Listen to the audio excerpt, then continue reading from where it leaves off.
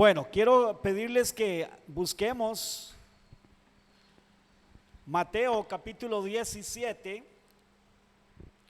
La semana pasada estuvimos del verso 1 al verso 8. Estuvimos viendo a ese momento maravilloso, ese momento extraordinario, único, cuando nuestro Señor Jesucristo se transfiguró ante sus apóstoles y vimos lo que eso generó en ellos, ¿verdad? Y vimos cómo el Padre dio testimonio del Hijo de una manera extraordinaria, ¿verdad? Como la voz misma del Padre se escuchó del cielo diciendo: este es mi Hijo amado, a Él escúchenlo, ¿verdad? Óiganlo a Él, porque Él es el que tiene mi mensaje, Él es el que trae mi palabra, ¿verdad? Esta mañana vamos a leer del verso 9 al verso 21, así que quiero pedirle que vaya conmigo por favor ahí al verso 9, para que podamos enlazar lo que vimos la semana pasada con la continuación del evento al cual ya estaba antes refrescando la memoria que vimos la semana pasada. Dice a partir del verso 9: cuando descendieron del monte, Jesús les mandó diciendo: no digáis a nadie la visión hasta que el Hijo del Hombre resucite de los muertos. Dice el verso 10: entonces sus discípulos le preguntaron diciendo, ¿qué fue lo que le preguntaron? ¿Por qué pues dicen los escribas que es necesario que Elías venga primero? Respondiendo Jesús les dijo: a la verdad Elías viene primero, ¿y qué hará? Y restaurará todas las cosas. Mas os digo que Elías ya vino y no le conocieron, sino que hicieron con él todo lo que quisieron. Así también el Hijo del Hombre padecerá de ellos. Entonces los discípulos comprendieron que les hablaba ¿de quién? De Juan el Bautista, que ya había venido como precursor del Señor Jesucristo, anunciando su venida. Ahora sí, vaya conmigo al verso 14 hasta el verso 21. Dice: cuando llegaron al gentío, para que vayamos siguiendo la secuencia, al otro día bajaron del monte, ¿verdad? Estaban durante la noche en el monte, sucedió todo lo que sucedió ahí, bajaron del monte y ahora Jesús con los tres discípulos. ¿Quiénes eran los tres discípulos que subieron con Jesús? Juan, Pedro y Jacobo. Pero ¿cuántos discípulos tenía el Señor? 12 había escogido. ¿A dónde estaban los otros 9? Vamos a ver la continuación del evento, dónde estaban y qué había sucedido con esos otros 9 discípulos. Cuando llegaron al gentío, vino a él un hombre que se arrodilló delante de él diciendo: Señor, ten misericordia de mi hijo, que es ¿qué? Lunático, y padece muchísimo, porque muchas veces cae en el fuego y muchas veces en el agua. Y oiga, y lo he traído a tus discípulos. ¿A cuáles? A los que estaban abajo, a los que se habían quedado abajo del monte, a los otros 9. Y lo he traído a tus discípulos, ¿pero qué? Pero no le han podido sanar. Respondiendo Jesús dijo y exclamó, hizo una exclamación: oh generación incrédula y perversa, ¿hasta cuándo he de estar con vosotros? ¿hasta cuándo os he de soportar? ¿Qué dijo? Traédmelo acá. ¿Y qué hizo el Señor? Reprendió Jesús al demonio, el cual salió del muchacho, y ¿cómo quedó? Sano desde aquella hora. Viniendo entonces los discípulos, dice, a Jesús aparte, ¿qué le dijeron ellos a Jesús? ¿Por qué nosotros no pudimos echarlo afuera? O sea, ¿por qué nosotros no pudimos haber hecho eso que usted hizo? Jesús les dijo, por vuestra poca fe, porque de cierto os digo que si tuvierais fe como un grano de mostaza, diréis a este monte, pásate de allí, de aquí allá, ¿y qué sucederá? Y se pasará, y nada os será imposible. Pero este género no sale sino con oración y ayuno. Bueno, esta mañana, la predicación de esta mañana es sobre cuál es la señal que identifica a una generación perversa. ¿Cuál es la señal? Jesús les dijo dos cosas. Lo primero que les dijo era que eran ¿qué? Oh generación incrédula y perversa. Vamos a ver esta mañana que una generación perversa es una generación incrédula. O dicho de otra manera, una generación incrédula se convierte automáticamente en una generación perversa. ¿Sí?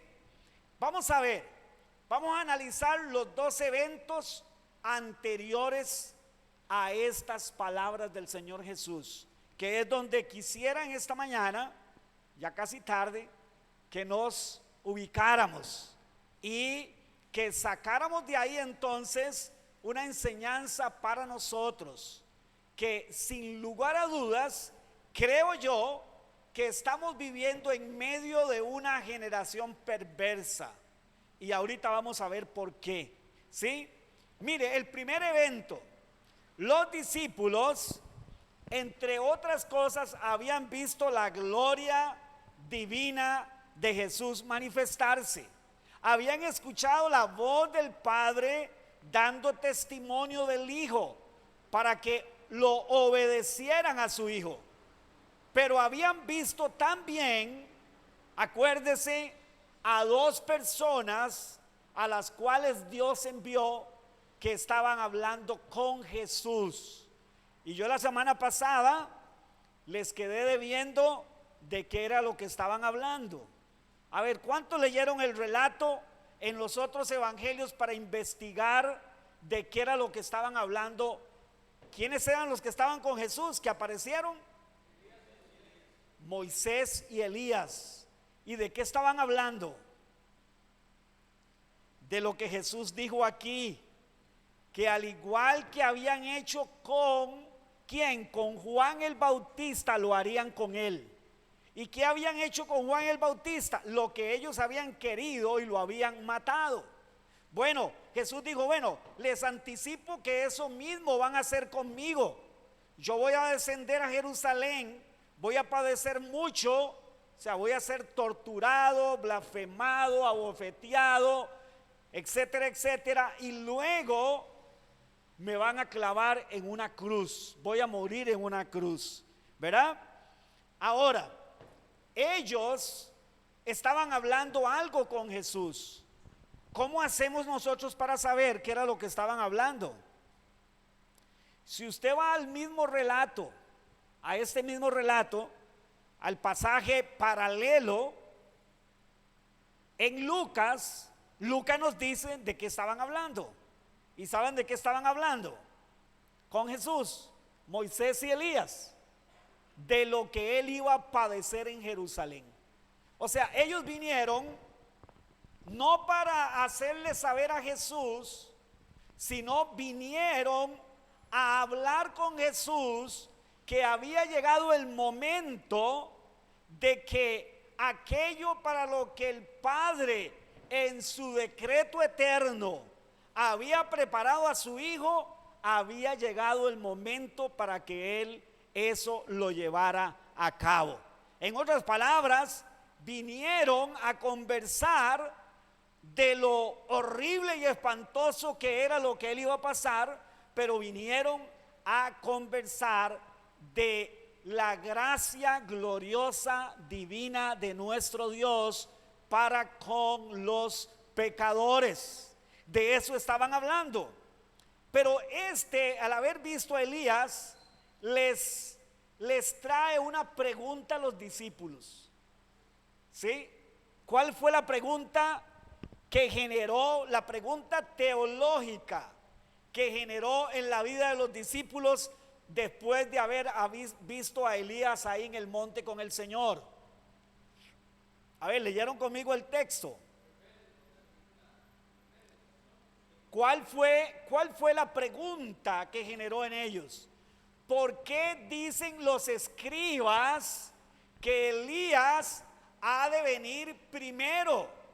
O sea, ellos sinceramente no entendían por qué ahora está apareciendo Elías y en qué se cumplía lo que la palabra de Dios decía, porque los profetas habían anunciado este evento, que Elías vendría primero antes que el Mesías. Y es como que de alguna manera ellos están entendiendo y diciendo, bueno, ahora el Señor está diciendo que va a morir, que ya va a ir a morir, que ya se va a ir, ¿verdad? Y entonces no les cuadraba el asunto de Elías. Jesús les interpreta, correctamente lo que los escribas no habían interpretado correctamente. ¿Qué habían interpretado los escribas? Bueno, que Elías era Elías y que Elías iba a venir antes de que viniera el Mesías, pero ya ahora estaba el Mesías y ya va a morir, y el asunto que no les cuadraba a ellos era, entonces, ¿cómo es este asunto de Elías? ¿Qué significa esto de Elías? ¿Y qué es lo que Jesús les dice? Que el Elías que había de venir ya había venido. ¿Y quién era? Juan el Bautista. ¿Y por qué es que los escribas no lo habían reconocido, siendo ellos los expertos en la ley y en los profetas? ¿Por qué no lo habían reconocido?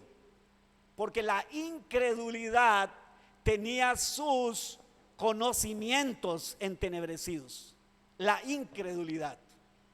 Ellos habían desviado totalmente, habían hecho interpretaciones totalmente equivocadas de las profecías y demás, y entonces vino Juan el Bautista, ese era el Elías que había prometido Dios, como aquella figura, porque Elías, ¿sabes por qué Elías?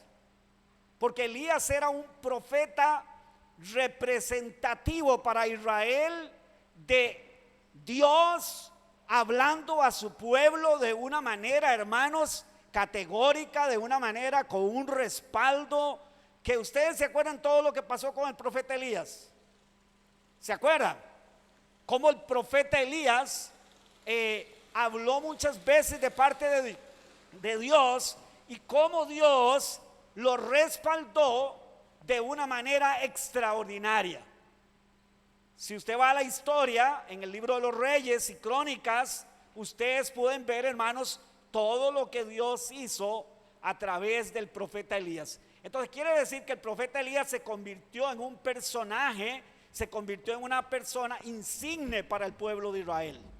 Y Dios toma esa figura del profeta Elías para hablar y decir que antes que el profeta Elías, que antes que el Mesías viniera, ¿qué iba a pasar? Que Elías iba a venir para restaurar todas las cosas. ¿Eso sabe qué era? Para allanar el camino, para preparar el camino para el Mesías, para que el Mesías entonces tuviera el camino preparado y el corazón, eso significa el corazón de las personas, estuviera preparado para identificar, para reconocer y para honrar y escuchar la voz del Mesías. ¿Sí? Esto es muy importante.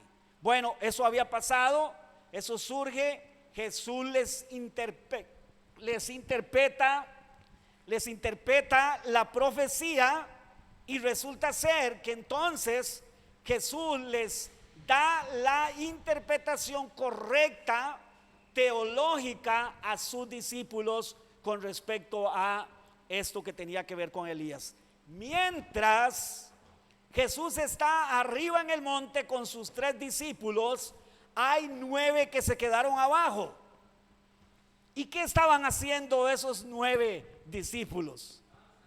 Encontramos, mis queridos hermanos y hermanas, que ocurrió un evento importante. ¿Sí? Ahí donde estaban los discípulos, llegó un hombre que tenía un hijo lunático, que tenía un hijo enfermo porque estaba endemoniado, y ese demonio le producía el ser lunático. Vamos a ver, hay una enfermedad que no sé si ustedes saben cuál es esa enfermedad o la han escuchado, que la persona padece de ataques, que cae al suelo, que echa espuma. Epilepsia, exactamente, hermanos. Cuando dice lunático es epiléptico. Solo que la epilepsia, que es una enfermedad, por cierto, y no vayamos a pensar que cada persona epiléptica es que está endemoniada. No, no es así. Es una enfermedad que ataca el cerebro, que ataca las neuronas, que ataca el sistema nervioso del cuerpo, ¿verdad? Se lo producía ¿qué? Un demonio, un espíritu inmundo. Había traído este hombre a su hijo para que los discípulos le echaran fuera al demonio, y dice que ellos no pudieron. ¿Y qué sucedió? Se hizo una algarabía, se hizo un alboroto. ¿Y cómo sabemos eso? Vamos un momentito a Marcos. Marcos capítulo 9. Vaya conmigo un momentito a Marcos. Ven qué importante es ver los evangelios de manera sinóptica o conjuntamente, porque entonces uno y otro nos agregan datos, pues información que nos ayuda a construir entonces un cuadro, ¿verdad? Más entendible de lo que los evangelistas nos han contado. Dice capítulo 9 de Marcos, versículo 14, que cuando llegó a donde estaban los discípulos, está hablando de Jesús, vio una gran multitud alrededor de ellos. O sea, estaban los discípulos, 9 discípulos, y alrededor de ellos había una gran multitud. Dice, y escribas que disputaban con ellos. O sea, no solo estaban alrededor, sino que estaban discutiendo. Había una discusión acalorada ahí en ese lugar con los discípulos. Dice, y enseguida toda la gente viéndole a Jesús se asombró, y corriendo a él le saludaron. Las personas lo conocían, sabían quién era Jesús, sabían las cosas que Jesús predicaba y las cosas que Jesús hacía, y vinieron corriendo a saludarlo. Y oiga, y él les preguntó, ¿a quiénes? A los discípulos. Les preguntó, ¿qué disputáis con ellos?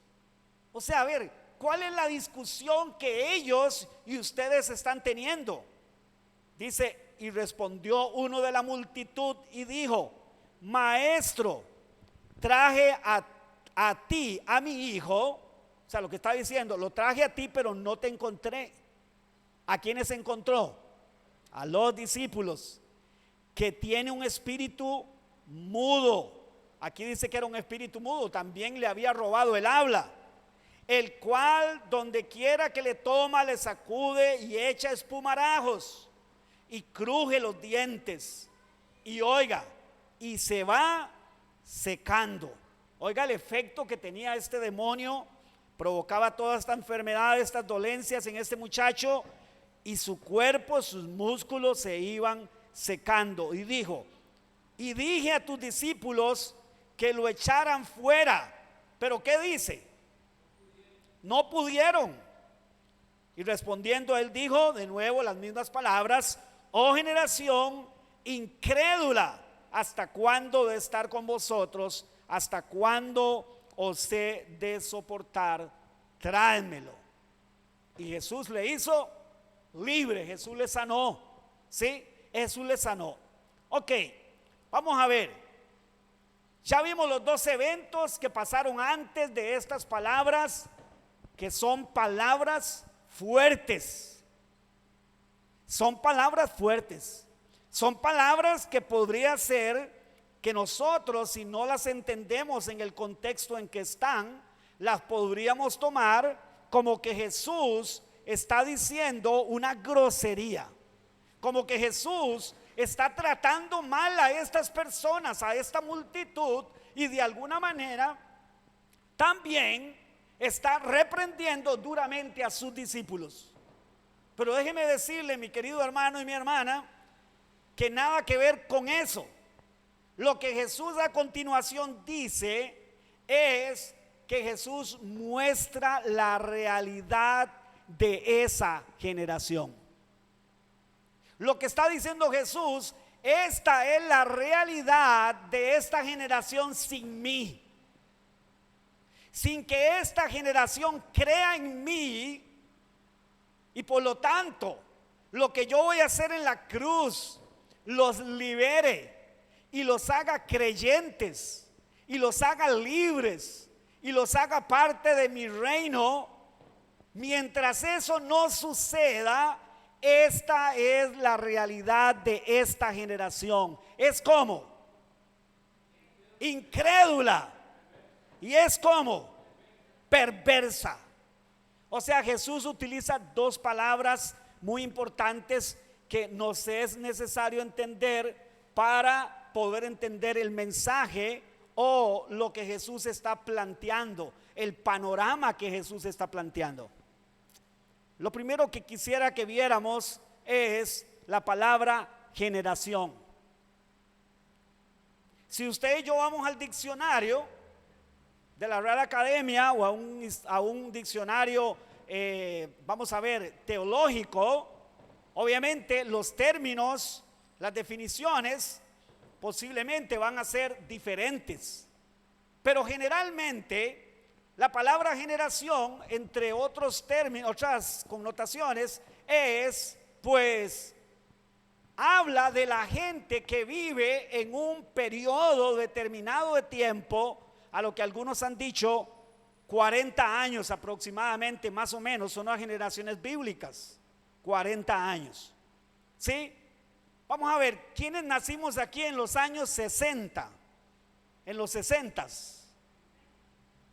En los 60, a ver, no te tengan miedo, hermano, yo soy el primero que toca levantar la mano. Vea, tenemos 1, 2, 3, 4, 5, 6 y alguien por ahí está camuflado, yo creo.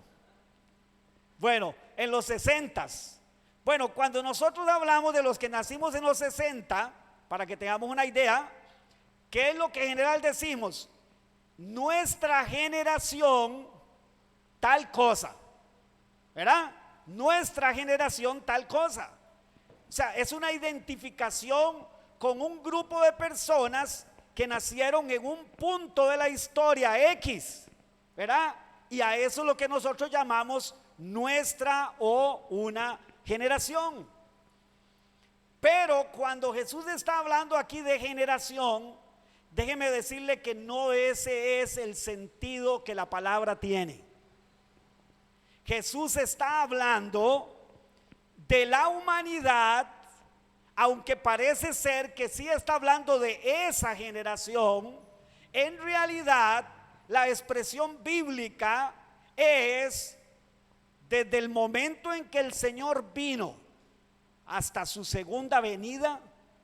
Esa es esta generación.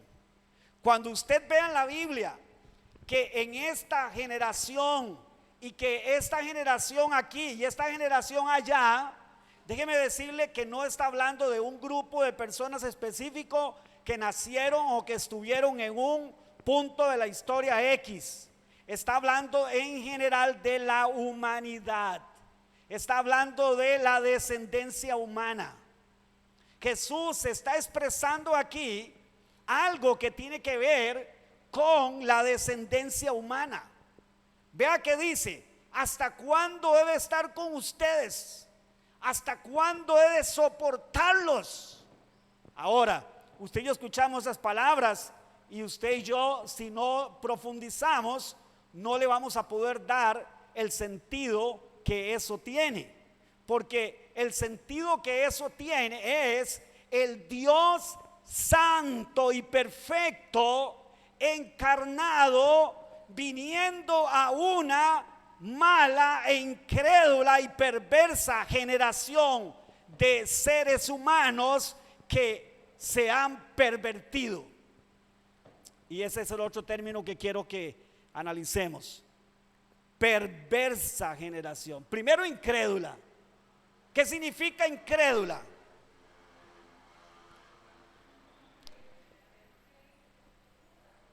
Lo contrario a fe, lo contrario a creyente. ¿Quién es alguien creyente? Claro, yo sé que esos términos los hemos denigrado tanto, los hemos abaratado tanto, hermanos, que hoy un creyente es una persona que va a una iglesia. Bíblicamente no es así. Bíblicamente un creyente es el que ha escuchado la voz de Dios. Acuérdense de las palabras del Señor Jesucristo: el que tiene oídos para oír, que oiga. Lo que significa es: el que escuche este mensaje, atiéndalo y obedézcalo. ¿Sí? Entonces, ¿qué es? ¿Por qué una generación incrédula? ¿Por qué una generación incrédula? Porque desde el huerto del Edén, el ser humano apartó su mirada y su confianza de Dios y la puso ¿en quién? En sí mismo y en otros recursos y en otras cosas de esta vida que no es Dios, que no está donde no está Dios. Recursos humanos, recursos pecaminosos. En la última reunión de parejas, ¿cuántos estuvimos en la última reunión? ¿Se acuerdan de qué hablamos? ¿Qué es lo que el ser humano, hablando de los matrimonios, pero eso es en general, qué es lo que Adán y Eva hicieron y trataron de hacer? Cubrir, remediar las consecuencias de su maldad. ¿Cómo? Con hojas de higuera, cubriéndose con hojas de higuera. Y aquí está mi hoja, hermanos. Aquí está mi hoja. ¿Cuántos la tienen? ¿Y cuántos han hecho el ejercicio que íbamos a hacer? Sacarla, leer las cosas, los intentos humanos y carnales que representan estas hojas de higuera o esta hoja de higuera. ¿Sí? Bueno, a eso es lo que me refiero. Desde el huerto del Edén, el hombre está cubriéndose con hojas de higuera, tratando de remediar las consecuencias de la decisión fatal y horrible que el hombre tomó de desobedecer a Dios. Y desde entonces la humanidad sin Dios es una humanidad incrédula, porque su mente y su confianza, que es lo que significa la palabra fe, realmente, si usted quiere buscar un equivalente a la palabra fe, es confianza, es confiar en Dios, es me confío en Él, confío en sus palabras. Bueno, el hombre dejó de confiar en Dios y eso lo ha convertido en una generación, en una descendencia incrédula. Pero Jesús agrega otra palabra que no sé si están de acuerdo conmigo, que suena todavía más fuerte, que a alguien le diga incrédulo, pues pareciera ser que no es tan ofensivo, pero que a alguien le digan perverso, perversa generación. A ver, cuando usted escucha la palabra perversa generación o generación perversa, ¿qué es lo que usted y yo nos imaginamos que se está diciendo a través de la palabra perverso? Un malo de los más malos de todos los malos, dice mi hermana Nayo. ¿Ah? Una persona, una generación perversa. ¿Qué nos imaginamos? ¿Qué estamos diciendo? Que estamos hablando de alguien que es el rey de los malos. ¿Sí? Pero déjeme decirle que no es así. Esa es nuestra medida. Esa es nuestra perspectiva. Pero cuando Dios habla, y aquí Dios hecho hombre dice, generación incrédula y perversa. ¿Sabe qué es lo que le estaba diciendo? Generación que se apartó de Dios y se convirtió en una generación incrédula y perversa es que sus pensamientos no son conforme a los pensamientos de Dios, que su naturaleza no es compatible con la naturaleza de Dios, que sus pensamientos son contrarios a los de Dios. Entonces, cuando Jesús le dice generación incrédula y perversa, es generación que apartó sus ojos de Dios, de confiar en Dios, de creerle a Dios, y que ha desarrollado pensamientos, que ha desarrollado ideas, que ha desarrollado medios que son contrarios a los de Dios. Entonces pregunto, en ese sentido bíblico, ¿cuántos de nosotros hemos sido perversos? Todos nosotros, hermano. Yo sé que puede sonarle a usted muy duro. Yo perverso. Si algunas personas dicen, si yo no he matado ni una cucaracha, porque hasta me da lástima. Y la única que maté una vez fue por accidente, porque cerré una puerta muy rápido y no me di cuenta que había una cucaracha entre las bisagras y la maté por accidente. Y viera cómo me dolió haber matado esa cucaracha. Bueno, aunque usted y yo podamos pensar que nosotros no somos perversos o no hemos sido perversos, entendiendo lo que el Señor Jesucristo quiso decir de perverso, resulta ser que todos nosotros hemos tenido y de alguna manera todavía tenemos algunos pensamientos e ideas y costumbres y demás que son contrarios al carácter de Dios. Y a eso es lo que Jesús se está refiriendo. En ese sentido, hermanos, entonces, díganme una cosa, ¿vivimos en medio de una generación perversa, sí o no? ¿Vivimos en una generación perversa, sí o no? Algunos tal vez no los veo muy convencidos. Vuelvo a preguntar, ¿vivimos en medio de una generación perversa, sí o no? Entendiendo lo que significa incrédulo y entendiendo lo que significa perverso. A ver, ¿cómo es el sistema de este mundo en el que usted y yo nos desenvolvemos? A ver, todos nosotros aquí, la mayoría de nosotros, voy a decir nosotros, bueno, yo no, pero la mayoría trabajan en una empresa secular, ¿cierto? ¿Cuántos trabajan en una empresa secular?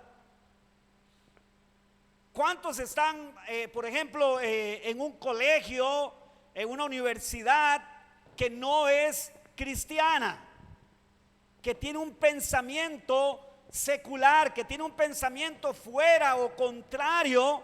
Recuerde que el mundo, nosotros por eso no somos diferentes al mundo, sino que somos ¿cómo? Contrarios al mundo.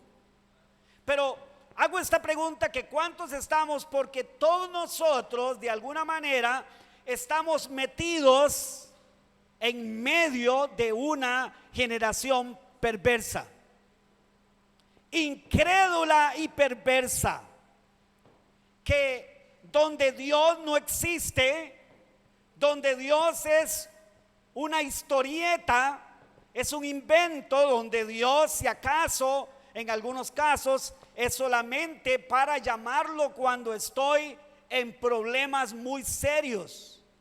Es interesante que he escuchado historias de hombres que dicen ser ateos, pero que cuando les tocó vivir una situación en su vida muy apremiante, ¿sabe qué hicieron? Hasta dijeron: que Dios me ayude, que Dios nos ayude, que Dios tenga misericordia de nosotros. Personas que se confesaron en algún momento ateos, cuando estuvieron incluso algunos de ellos en al borde de la muerte, terminaron diciendo: espero que Dios se apiade de mí, porque todo aquello que habían dicho hacia atrás era una falacia, era una mentira, era algo totalmente contrario a la realidad. ¿Sí? Lo que Dios dice, lo que Dios ve es la realidad. El ser humano en su naturaleza caída, ¿qué es lo que ve? Una falsedad. Él se ve poderoso, él se ve seguro, él se ve que es, como decimos popularmente en buen tico, la tapa del perol. Él es todo, él es capaz, él no necesita a nadie. Esto yo lo he alcanzado por mí mismo, esto es gracias a mi esfuerzo, etcétera, etcétera, etcétera. ¿Cierto o no? O ustedes y yo estamos engañados creyendo que vivimos en medio de una generación temerosa de Dios. La mayoría de los políticos, ¿cómo son? ¿Temerosos de Dios? Sus leyes y los ¿cómo que se llama? Y los de la Asamblea Legislativa, ¿cómo se rige la Asamblea Legislativa de nuestro país? Y nuestros gobernantes, ¿cómo se rigen? Por los principios divinos. No, mis queridos hermanos, se rigen por principios humanos caídos. ¿Sabe qué nos dice esto a usted y a mí? Que usted y yo estamos viviendo en medio de una generación que es como crédula, perversa. Una generación incrédula y perversa. Y sabe usted, mi querido hermano y mi hermana, que si usted y yo no estamos bien entendidos de esto, podría ser que en algún momento de nuestra vida en el Señor, o nuestra vida cristiana, nosotros caigamos rendidos ante algunas de sus falacias, de sus mentiras, que en muchos casos son muy, pero muy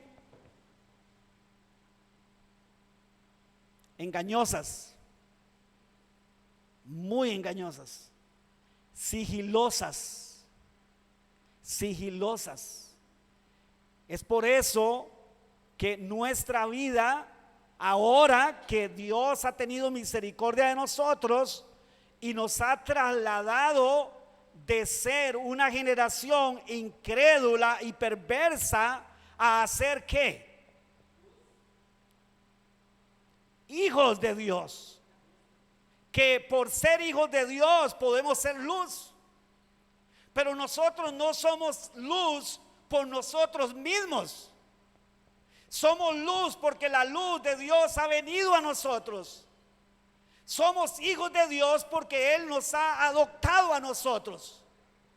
No porque nosotros lo elegimos, no porque nosotros decidimos ser buenos, porque el hombre no puede decidir por sí mismo ser bueno.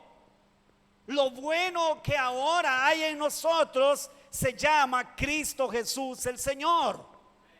Lo bueno que ahora hay en nosotros se llama el Espíritu Santo de Dios, que pone en nosotros el querer como el hacer, que pone en nosotros la ley de Dios en nuestro corazón y hace que haya un anhelo, un deseo suyo y mío de querer agradar al Señor. Pero eso no es lo que este mundo vive. Este mundo sin Dios lo que vive es contrario a Dios. Porque desde el huerto del Edén, esta generación, esta humanidad, esta generación decidió apartarse de Dios, quitar su mirada de Dios, hacerle caso al diablo literalmente, y poner su mirada donde Satanás quería que el hombre hiciera o pusiera su mirada en sí mismo, porque eso lo convertía en su propio Dios.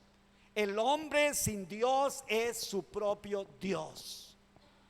Usted le dice a una persona no creyente que le va a ir a dar cuentas a Dios, ¿y qué es lo que esa persona piensa?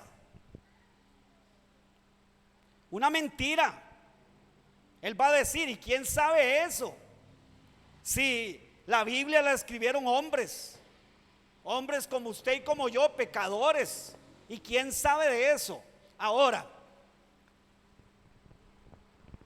¿cuál es el llamado de Dios para usted y para mí? Y es donde quisiera en los últimos minutos terminar este tiempo de predicación haciendo una advertencia y un llamado que no viene de parte de mí, que viene de parte de Dios. ¿Qué dice Dios que tenemos que hacer nosotros, los que por su gracia y su misericordia hemos sido trasladados del mundo de las tinieblas, o sea, de esta humanidad, de esta generación incrédula y perversa, nos ha trasladado a la luz admirable de Cristo? De incrédulos nos ha convertido ¿en qué? En creyentes. Ahora nosotros creemos, sí, puede ser que nos pase de alguna manera, en alguna medida, lo de los discípulos. A ver, Jesús le dijo a los discípulos que ellos no tenían fe. ¿Seguros? Lea el texto. Hombres de poca fe. Poca fe. Sinceramente, hermanos, ¿cuántos de nosotros somos de poca fe? Porque vea usted que aunque la intención de Jesús no es poner una medida de fe, Jesús utiliza una figura para hablar de que aun si fuera poca fe puesta en el Dios Todopoderoso, Él dijo que si tuviéramos fe, ¿como qué? Le dijo a los discípulos, como una semilla de mostaza, como una semilla pequeña, una pequeña semilla. ¿Qué dice que ocurriría?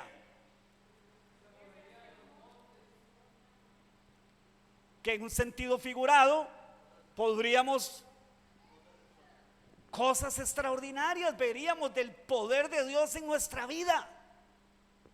O sea, si nosotros a veces, y no estoy hablando de la espectacularidad del show, no estoy hablando nada de eso creo que provenga de Dios. No, estoy hablando de aquellas cosas en nuestra relación personal con Dios, en que a veces nosotros vamos a ver, tenemos algunas necesidades en nuestra vida, en nuestra familia, pero oramos a veces, en el mejor de los casos, pero oramos con poca fe, oramos como más bien creyendo que no va a suceder.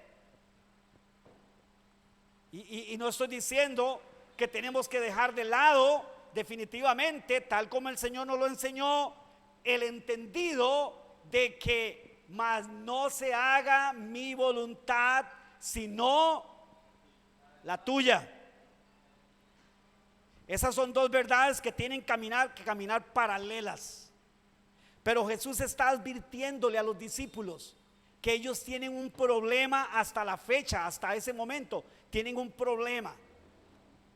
No dice que no tienen fe, porque si ellos no tuvieran fe, no estarían siguiendo al maestro. Ellos estaban siguiendo al maestro, pero con un grado escaso de fe, al punto que Jesús les dice que ellos no pudieron echar fuera ese demonio, porque en realidad no eran ellos. ¿Quién era? El poder de quién era el que les había sido dado a ellos. Recuerde que allá en el capítulo 10 de Mateo, Jesús los había mandado a predicar el evangelio, a echar fuera demonios, a sanar enfermos. Después mandó a 70, y después dice que los 70 vinieron contando las maravillas de lo que habían visto. ¿Por qué? Esos hombres pecadores, esos hombres frágiles, pequeños, ¿cómo es que sucedió todo esto? Porque Cristo les impartió una autoridad que no era la autoridad de ellos, sino la autoridad misma del Hijo de Dios, quien los comisionó para hacer aquello. Yo me imagino que los discípulos definitivamente tuvieron una frustración muy terrible. Estaban frustrados porque estaban siendo atacados por los escribas, estaban siendo atacados, posiblemente estaba a punto que los lapidaran, que los apedrearan, porque son los discípulos del Señor, de Jesús de Nazaret, del que hace todos esos milagros, y ahora no pueden hacer ese milagro, no pueden hacer eso. ¿Y por qué les dijo Jesús? ¿Cuál fue la razón? Por vuestra poca fe. O sea, ellos no habían llegado al grado de poder creer plenamente, no en ellos, no en lo que ellos podían hacer, sino en lo que Dios podía hacer, e incluso usándolos a ellos. Este no es el mismo Pedro y Juan que suben luego en el tiempo de la oración al templo de la Hermosa, y dice que había una persona ahí en el templo de la Hermosa, paralítico, tullido ahí en el suelo, y cuando ellos iban a entrar, él se apostaba ahí para pedir limosna, y él entonces extendió su mano para que ellos le dieran una limosna. Y dice que Pedro y Juan se le quedaron viendo fijamente a los ojos y le dijeron estas palabras: no tenemos ni oro ni plata. Escuche, oiga la diferencia. Pero lo que tenemos, te damos. En el nombre de Jesucristo, levántate y anda. Ya la fe de estos hombres ya no era la misma, hermanos. Ya no era tan poca. Ahora la fe de ellos había crecido. Ahora estaban plenamente convencidos que quien los había llamado y los había revestido, en el caso de ellos como apóstoles, para hacer milagros apostólicos, señales de apóstoles, de los apóstoles, ¿sabe qué? Estaban plenamente convencidos. Hermanos, tenemos que estar conscientes de que estamos viviendo en medio de una generación incrédula. Y esta incredulidad se ha metido en la misma iglesia cristiana.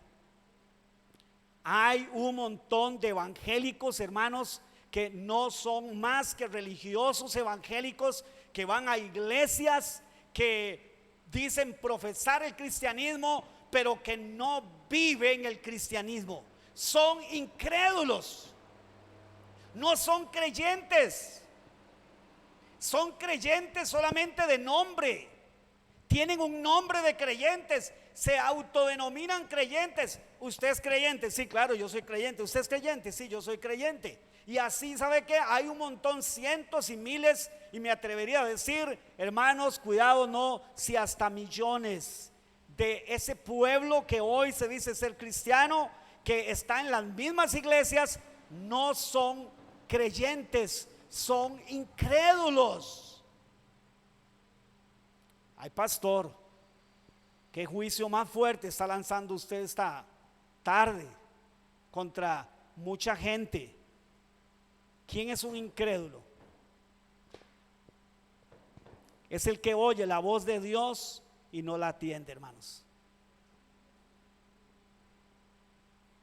Así de sencillo. ¿Qué produce la voz de Dios en usted y en mí? Escuchamos esto, nos salimos por esa puerta, nos vamos y nos olvidamos de lo que escuchamos. ¿Y qué dijo el Padre a los discípulos? Él es mi Hijo amado. A Él escúchenlo, a Él obedézcanlo. La palabra de Dios, mis queridos hermanos y hermanas, es para escucharla y para... Y cuando usted y yo la escuchamos y no la ponemos en práctica, ¿en qué nos estamos convirtiendo? ¿Cuál es el problema que hay detrás en nosotros? Incredulidad. Nos estamos haciendo incrédulos. Montones de cristianos hoy no son más que incrédulos, hermanos. Gente incrédula. Gente que oye sermones y sermones y palabra, hermano, y oye, pero no pone en práctica nada. Un creyente es aquel que oye y a pesar de su fragilidad, de su pequeñez, de su conciencia, de su debilidad, ¿sabe qué? Toma aquello bien en serio y dice, pues yo voy a empezar a dar los pasos que necesito dar para que esto que Dios me está hablando o me ha hablado se haga una realidad en mi vida. Hermanos, Dios está haciendo un llamado a sus hijos hoy, que estamos viviendo en medio de esta perversa generación. Vaya conmigo y con esto terminamos. A la segunda carta a los Corintios. Segunda carta a los Corintios, en el capítulo 6. Capítulo 6 y versículo 17.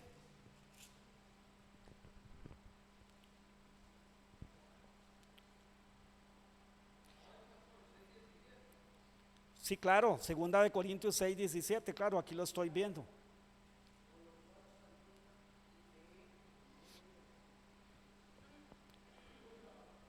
Segunda de Corintios, capítulo 6, verso 17, lo tenemos.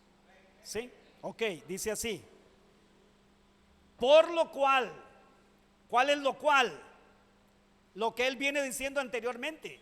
¿Y qué es lo que él viene diciendo? Que somos templo del Espíritu Santo. Que como cuerpo del Espíritu Santo tenemos que honrar eso que Dios ha hecho en nosotros. ¿Sí? Esa santidad que Dios ha puesto en nosotros, tenemos que honrarla. Y él sigue diciendo, dice, por lo cual, salid de en medio de ¿dónde? De ellos. ¿Y qué dice? Y apartados ¿de quién? De ellos. ¿Y quiénes son ellos? Esta generación incrédula y perversa, dice, y apartados, dice el Señor, y escuche, y no toquéis lo inmundo, y yo los recibiré, y seré para vosotros por padre, y vosotros me seréis por hijos e hijas, dice el Señor Todopoderoso. ¿Sabe qué? Eso está en Levítico capítulo 26, verso 12, y en Ezequiel capítulo 37, versículo 27. Es la palabra de Dios que le ha dicho a su pueblo desde siempre. Porque el pueblo de Dios desde siempre ha vivido en medio de una generación incrédula y perversa. Y lamentablemente, en el pueblo de Israel resultó ser que hubieron muchos incrédulos y perversos. Y como vemos a través de la escritura que terminaron estas personas siendo destruidas en el desierto. Y hoy Dios está advirtiendo y está haciendo un llamado a su iglesia, y en esta tarde ya, hermanos, Dios nos está haciendo un llamado y nos está diciendo: salgan de en medio de ellos. Pastor, pero ¿cómo hacer eso? ¿Cómo salir en medio de esta perversa generación? Si fíjese que yo trabajo en tal o cual lugar y solo yo soy cristiano. ¿Acaso me está diciendo que tengo que renunciar a ese trabajo e irme a un trabajo donde trabajen solo cristianos? ¿Ustedes qué creen? Y entonces, ¿cómo vamos a hacer luz? Entonces, ¿dónde dejamos lo que Jesús dijo anteriormente, que teníamos que ser sal y luz? ¿Dónde es que la luz se aprecia? En la oscuridad. La luz, en medio de la luz, no se logra apreciar igual que en medio de la oscuridad. ¿Ven el mismo principio? Ustedes están en un mundo de oscuridad, pero ustedes, con lo que yo hago en ustedes, ustedes se convierten como una luz en medio de esa oscuridad. Entonces, ¿qué pasa cuando el cristiano no es luz ni es sal? Pasa inadvertido, no produce ningún efecto en la oscuridad, no produce ningún efecto. Y el llamado de Dios es: salgan de en medio de ellos, no toquen lo que ellos tocan. ¿Sabe qué? Tiene que ver con que usted y yo tenemos, mis amados hermanos, que rogar al Señor y tomar decisiones para dejar de ser incrédulos, hombres de poca fe, y empezar a creerle a Dios, y empezar a creer en sus promesas, y empezar a creer en su palabra. ¿Y sabe qué? Y dejar de vivir como vive el mundo. Si ellos creen que pueden sobornar, porque esa es la manera que hay que hacerlo, y yo he escuchado, ¿verdad? O sea, hemos hablado en algún momento de conflictos cuando la ley pues asfixia al ciudadano y no le permite, pareciera ser, ni siquiera que ande conforme a la ley, sino que pareciera ser que más bien la ley quiere que usted y yo no hagamos las cosas conforme a la ley. Yo sé que parece contradictorio, pero eso es lo que sucede. La pregunta es: ¿qué tenemos que hacer usted y yo? Seguir siendo luz. Seguir siendo luz. O sea, no nos vendamos a esa forma de pensar pagana. No nos vendamos, mis amados hermanos, a hacer las cosas como las hace el mundo. No nos vendamos. Es lo que el Señor está diciendo cuando dice: salgan de en medio de ellos. Es no se pongan en el mismo lugar de ellos. No hagan las cosas igual. Si ellos hablan de una manera vulgar, de una manera indecente, de una manera denigrante, de una manera que denigra a los demás, usted y yo no podemos hacer lo mismo. El llamado de Dios, oigamos la voz de Dios que dice: salga de ahí, pueblo mío, no se contaminen con esa perversa generación. Tal vez el punto es aquí, mis hermanos, es: ¿qué es lo que le espera a esta perversa generación? ¿Qué es lo que le espera a esta perversa generación?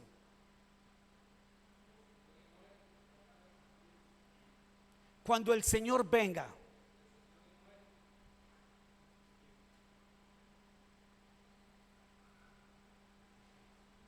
¿qué va a pasar con todas las personas, hermanos, que han preferido la incredulidad y la perversidad? ¿Qué va a pasar con todas las personas que han escuchado, han hecho oídos sordos al llamado de Dios? Enfrentarse con la ira del Dios Todopoderoso, hermano. Cuando usted y yo leemos Apocalipsis y leemos los libros, hermanos, escatológicos, o que hablan del cumplimiento de las profecías de los últimos tiempos, eso es escatológico o escatología.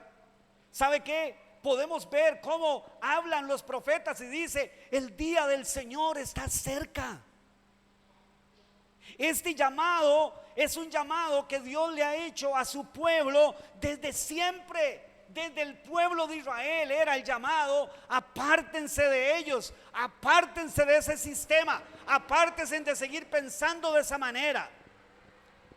Es por eso que el apóstol Pablo nos dice en el capítulo 12 de Romanos que tenemos que cambiar nuestra forma de pensar. La pregunta es, mi amado hermano y mi hermana, ¿estamos nosotros en ese proceso? Yo sé que es un proceso. El proceso de salir de la incredulidad a ser personas de fe.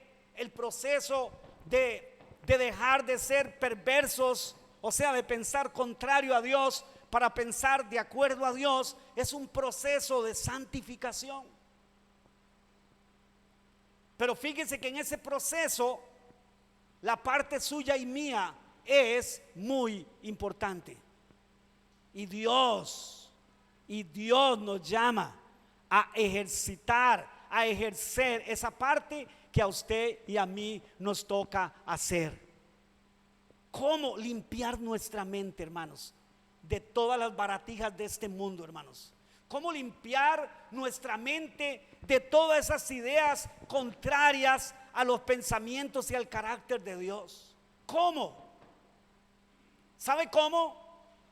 Con su palabra, con sus pensamientos, con decisiones en base al poder del Espíritu Santo que está en nosotros.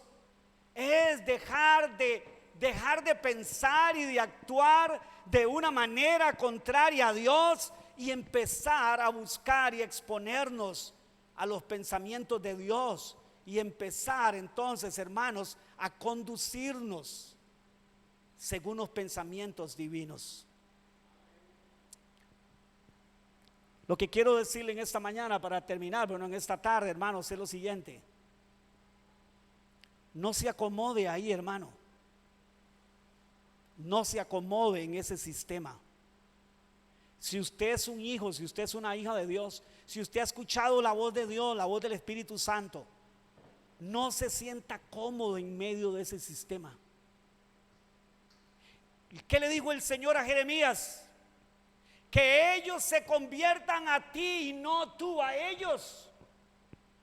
Porque Jeremías, como profeta, corría el riesgo, y es el mismo riesgo que corremos nosotros hoy, hermanos, de que nos dé miedo proclamar la verdad, de que nos dé miedo de confrontar el pecado y confrontar la mentira, el engaño, que nos dé miedo. Porque entonces, qué lugar vamos a tener en esta sociedad? Si la sociedad es contraria a Dios, déjeme decirle que si usted y yo pensamos como Dios, la sociedad nos va a ver a nosotros como contrarios. Pero este es el llamado de Dios. Es diciendo Dios a usted y a mí como sus hijos y sus hijas, es: abandonen esa forma de pensar, abandonen esa forma de vivir, abandonen esa perversa generación, esa incrédula y perversa generación, abandónenla. Que los he llamado a mi reino, y en el reino del Señor sus pensamientos, sus mandamientos, sus valores, ¿sabe qué? Son contrarios a los del mundo. Y esos son los valores suyos y míos ahora. Y esos son los que tenemos que buscar. Yo en esta mañana quiero decirle, hermano, hermana, ayudémonos unos a otros. Exhortémonos unos a otros en el buen sentido de la palabra. Animémonos unos a otros a buscar el alinear nuestra mente y nuestro corazón a Dios. Quiera Dios que en esta mañana nos llevemos esta palabra en nuestro corazón, en nuestra mente. Es el llamado de la voz de Dios diciendo: salgan de ahí, pueblo mío, no toquen lo inmundo. No se adapten a ellos, que es la idea que Pablo tiene en Romanos capítulo 12. No tomen esa forma. Jesús no manifestó la realidad de la generación simplemente para llamarla perversa y punto. No, es incluso para que sus discípulos se dieran cuenta de eso. ¿Y sabe qué? Y empezaran a salir de esa manera, de esa forma de pensar. Usted y yo, mis queridos hermanos, que por la gracia de Dios hemos escuchado la voz del Señor, atendámosla en todo el sentido que ella requiere que la atendamos. Atienda usted hoy la voz de Dios en esta mañana, en esta tarde, atienda usted la voz de Dios. Y si usted ha andado por ahí, hermano, como mitad aquí y mitad allá, mitad en Dios y mitad en el mundo, todavía con cosas que no honran a Dios, déjeme decirle, tome una decisión, decídase por el Señor antes de que sea tarde. Este llamado, déjeme decirle algo, tal vez usted hoy pensará, espero que no sea así, hermano, porque sería muy lamentable. Ay, pastor, va a seguir usted con lo mismo, usted siempre le da con lo mismo, le da con lo mismo. Usted no se da cuenta que es la voz de Dios que lo quiere librar de la condenación eterna. Usted y yo no nos damos cuenta que es la voz de Dios que está diciendo, les amo. Por lo tanto, no es lo que yo quiero para ustedes. No es eso.